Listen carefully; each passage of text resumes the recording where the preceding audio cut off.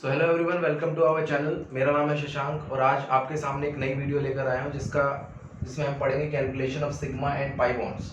इसके अलावा हम लोग ये भी देखेंगे कि किस तरीके से किसी भी कंपाउंड में कोई मॉलिक्यूल गिवन है उसमें कार्बन की हाइब्रिडाइजेशन कैसे निकालेंगे। ठीक, बहुत ही सिंपल तरीका बताऊंगा, एंड तक बने रहना और समझना कि क्या होने वाला है इसमें। तो सबसे पहला है कि calculation of sigma and pi bonds कैसे निकालते हैं।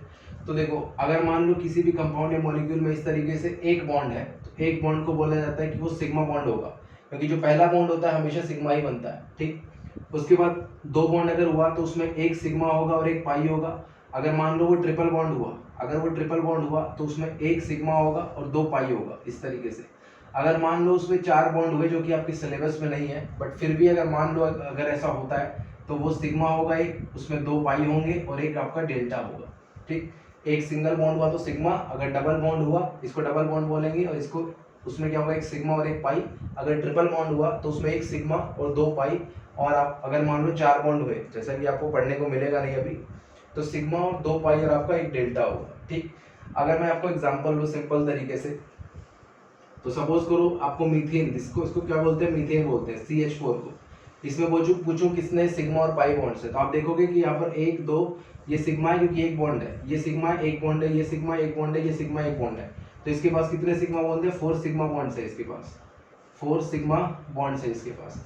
सपोज करो if you have CH3 carbon, CH3 इस तरीके से, हाइड्रोजन एंड हाइड्रोजन। अब आपसे पूछा जाए कि इसमें कितने सिग्मा बॉन्ड है, तो सिंपल सी चीज है, इसमें सिग्मा बॉन्ड काउंट करने के लिए क्या करोगे, this is sigma bond, this is sigma bond, this is sigma bond, this is sigma bond, this is sigma sigma sigma. ठीक, क्योंकि इसमें कोई डबल बॉन्ड नहीं है तो इसमें सारे सिग्मा है। तो 1 2 3 4 5 6 एंड 7। ठीक, तो इसमें कितने होंगे आपके, 7 सिग्मा बॉन्ड्स होंगे आपके, 7 सिग्मा बॉन्ड्स होंगे आपके। ठीक, सिंपल है आपका, बिल्कुल ही सिंपल है। अगर सपोज करो आपका कोई इस तरीके से मॉलिक्यूल है, carbon double bond carbon, hydrogen hydrogen, hydrogen and hydrogen, कुछ इस तरीके से आपका, तो इसमें कितने सिग्मा पाई होगी। देखो, सिंगल बॉन्ड वाला तो क्या होगा, सिग्मा होगा, ये भी सिग्मा होगा। अब इसमें डबल बॉन्ड आ गया, तो डबल बॉन्ड जब बताया था, अगर उसमें डबल बॉन्ड आ जाए तो सिग्मा होगा एक और एक पाई होगा। ठीक, तो ये सिग्मा होगा, ये भी सिग्मा होगा। तो कितने सिग्मा दिख रहे हैं आपको, 1 2 3 4 5 सिग्मा दिख रहे हैं आपको, और इसमें 1 पाई बॉन्ड दिख रहा है इस तरीके से। ठीक, अगर मान लो और एग्जांपल लो, carbon hydrogen, hydrogen hydrogen, C triple bond CH, इस तरीके से गिवन हो आपका। ठीक, आपको एक बात पता है कि कार्बन जो है 4 वैलेंसी होती है उसकी, अगर उसमें 4 वैलेंसी सेटिस्फाई नहीं हो रही है तो ऑब्वियस सी बात होगी कि उसमें एक हाइड्रोजन प्रेजेंट होगा। ठीक, अगर कोई देखो, अभी सिर्फ इस कार्बन की 4 वैलेंसी है, 1 2 3 एंड 4, 4 बॉन्ड्स बनाए हुए हैं इसने। इस कार्बन ने भी 1 2 3 और ये 4, इसने भी 4 बनाया, तो 1 2 3 एंड 4 इसने भी 4 बनाया, तो कार्बन की वैलेंसी कंप्लीट है। अब इसमें सिग्मा एंड पाई काउंट करना है, तो देखो 1 2 3 4, ट्रिपल बॉन्ड में आपको पता है एक सिग्मा होता है, दो पाई होता है, तो एक सिग्मा होगा दो पाई होगा इसमें, और ये भी क्या होगा, सिग्मा होगा। तो सिग्मा पाई काउंट करो, 1 2 3 4 5 एंड 6, इसमें कितने सिग्मा होंगे, 6 सिग्मा बॉन्ड्स होंगे, और पाई कितने दिख रहे हैं आपको, दो पाई बॉन्ड्स होंगे। ट्रिपल बॉन्ड में कितने, दो पाई बॉन्ड्स होते हैं, आपको पता है।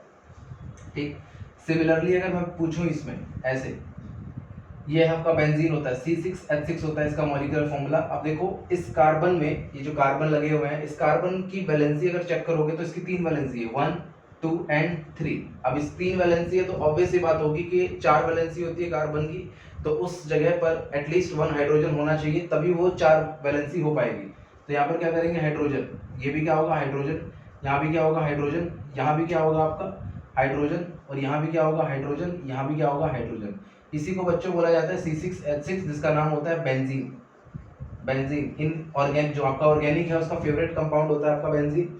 ठीक है, केकुले साहब ने दिया था, और जानकारी आगे आपको देंगे इसके बारे में। तो इसमें क्या है, आपका सिग्मा पाई बॉन्ड काउंट करना है आपको। तो पहले सिग्मा बॉन्ड, देखो पाई बॉन्ड काउंट करना आसान है क्योंकि पाई बॉन्ड सीधा दिख जाएगा। ये आपका देखो, ये पाई बॉन्ड है, ये एक्स्ट्रा बॉन्ड जो दिख रहा है ये पाई है, ये पाई है, तो आपको सीधा सीधा दिख रहा है कि इसमें 3 पाई बॉन्ड्स हैं, 3 पाई बॉन्ड्स है, सिंपल। अब सिग्मा काउंट करना है, तो सिग्मा काउंट करने के लिए देखो, एक तो ये है, दूसरा ये है, तीसरा ये है, चौथा ये है, पांचवा ये है और छठा ये है। 6 तो इसने बना लिए रिंग वाले ने, 7वां इस हाइड्रोजन के साथ है, 8वां इस हाइड्रोजन के साथ है, 9वां इस हाइड्रोजन के साथ है, 10वां इसके साथ, 11 इसके साथ और 12 इसके पास, मतलब 3 पाई होंगे और 12 क्या होंगे, 12 सिग्मा बॉन्ड्स होंगे इस तरीके से। तो इस तरीके से आपको sigma and pi bond count कर लेते हैं। सिमिलरली अगर मैं आपसे पूछूं C double bond carbon, C triple bond nitrogen, C triple bond nitrogen और C triple bond nitrogen, C triple bond nitrogen, इसके अंदर कितने सिग्मा एंड पाई बॉन्ड्स हैं? देखो कार्बन की 4 वैलेंसी और नाइट्रोजन की 3 वैलेंसी होती है, आपको बताया लास्ट वीडियो में मैंने बात की थी। तो कार्बन की 4 वैलेंसी है बिल्कुल 3 और 1 4, इस कार्बन की भी 2 और 2 4, इस कार्बन की 3 और 1 4, इस कार्बन की 2 और 2 4, मतलब इस सबकी 4 वैलेंसी है, मतलब यहाँ पर वैलेंसी सेटिस्फाई है, कोई हाइड्रोजन नहीं है यहाँ पर। अब देखो सिग्मा, सबसे पहले सिग्मा काउंट करो, इसमें ये सिग्मा होगा क्योंकि 3 बॉन्ड होते हैं तो 1 सिग्मा होता है, 2 पाई होते हैं आपके, इसमें ये सिग्मा होगा 2, यहाँ पर 3, यहाँ से 4, यहाँ से 4 सिग्मा हो गया, 1 सिग्मा होगा 5, ये होगा 6, ये होगा 7, ये होगा 8 और ये होगा 9। तो इसमें कितने सिग्मा होंगे बच्चों? 9 सिग्मा बॉन्ड्स होंगे। ठीक, 1 2 3 4 5 6 7 8 एंड 9 सिग्मा बॉन्ड्स होंगे।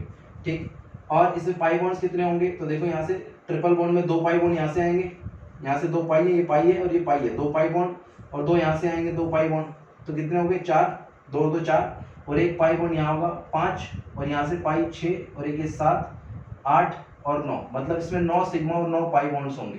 ठीक, दोबारा से सुनिए, सिग्मा पॉइंट निकालने के लिए ट्रिपल बॉन्ड है, तो ट्रिपल बॉन्ड कितने हैं यहाँ पर? एक ट्रिपल बॉन्ड में 2 पाई होते हैं, यहाँ पर ट्रिपल बॉन्ड कितने हैं? 3, मतलब एक ट्रिपल बॉन्ड में कितने हैं? 2 पाई होते हैं, तो कितने ट्रिपल बॉन्ड है यहाँ पर? 1 2 3 एंड 4, तो एक में 2, तो 4 में कितने? 4 ट्रिपल बॉन्ड है ना, 1 2 3 एंड 4, 4 में कितने होंगे? 4 दूनी 8, और साथ में एक डबल बॉन्ड में भी आपका पाई होता है, तो 9 यहाँ पर पाई बॉन्ड्स हो गए, बाकी सिग्मा हो गए 9। इस तरीके से आपको सिग्मा एंड पाई काउंट करने होते हैं, तो कोई भी आप किसी तरीके से, आप हर तरीके से मतलब इस चीज़ को कर सकते हो आप लोग। ठीक, सिग्मा पाई आसानी से निकाल सकते हो। बाकी और भी बहुत सारे एग्जाम्पल हैं जो कि करवाए जा सकते हैं अभी।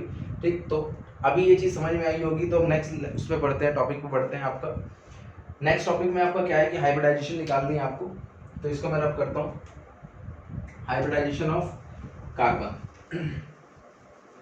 देखो हाइब्रिडाइजेशन जो है बेसिकली आपको केमिकल बॉन्डिंग में पढ़ना होता है, लेकिन थोड़ा बहुत आपको आइडिया इधर ही दे देता हूँ मैं, किस तरीके से ऑर्बिटल्स बनते हैं, हाइब्रिडाइजेशन होती है, सारी बातें जो होंगी वो केमिकल बॉन्डिंग में बताएंगे आपको। ठीक, फिलहाल आपको क्या करना है, फिलहाल आपको सिर्फ ये जानना है कि sp sp2 and sp3 hybridisation कैसे होती है, मतलब किस तरीके से निकाला जाता है। देखो बेसिकली हाइब्रिडाइजेशन क्या होता है, हाइब्रिडाइजेशन का मतलब क्या है? Hybridization basically mixing of orbitals है आपका। क्या है आपका? मिक्सिंग ऑफ ऑर्बिटल्स है। ठीक, और मिक्सिंग ऑफ ऑर्बिटल से क्या बनता है? हाइब्रिड ऑर्बिटल बनता है हमारे पास, हाइब्रिड ऑर्बिटल्स बनता है। ठीक, ये ऑर्बिटल्स क्या होते हैं, कैसे बनते हैं, ये सारी बातें केमिकल बॉन्डिंग में करेंगे। ठीक है, अभी सिंपल नॉर्मल से डेफिनेशन बताइए। अब ये उसी तरीके से सपोज करो अगर आपको मान लो शरबत बनाना है, तो शरबत बनाने के लिए आपको पता है कि जो चीनी होती है, शुगर लेते हैं और क्या बनते हैं? पानी लेते हैं, ये आपस में क्या होते हैं? आपस में मिक्स होते हैं, राइट। ये समझ लो ऑर्बिटल है, ये भी ऑर्बिटल है, ये भी ऑर्बिटल, ये आपस में मिक्स होकर क्या बनाएंगे? एक सॉल्यूशन बनाएंगे, राइट। सॉल्यूशन बनाते हैं और उस सॉल्यूशन क्या होगा? वो हाइब्रिड ऑर्बिटल, इसी को क्या बोलेंगे? हाइब्रिड ऑर्बिटल बताएंगे। हाइब्रिड ऑर्बिटल का मतलब है दोनों का मिक्सचर, दोनों के मिक्सचर से वो क्या हो जाता है? आपका होमोजेनियस मिक्सचर बन जाता है ना, उसमें आपको पता नहीं चलता है कि भाई अब शुगर है कि नहीं, प्रेजेंट है कि नहीं, पूरे इक्वली डिस्ट्रीब्यूटेड हो जाते हैं। तो इन सबकी ऑर्बिटल्स की एनर्जी भी क्या होती है? सेम हो जाती है। ठीक, अब इसको देखो कैसे मिक्स होते हैं। आपको पता है कि s ऑर्बिटल सिर्फ एक होता है इस तरीके से, p ऑर्बिटल कितने होते हैं?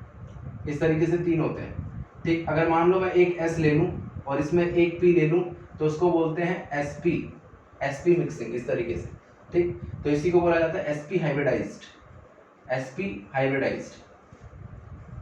अगर सपोज करो एक s ले लूं और 2 p ले लूं, मतलब इसमें ये ले लूं इस तरीके से, ऐसे 2 p ले लूं प्लस p, तो इसको बोलेंगे sp2 हाइब्रिडाइज्ड। सिमिलरली अगर मान लो एक s ले लूं और तीनों p ले लूं, तो s plus p plus p plus p, इसको बोलेंगे sp3 हाइब्रिडाइज्ड। अब आप बोलोगे सर d क्यों नहीं लिया?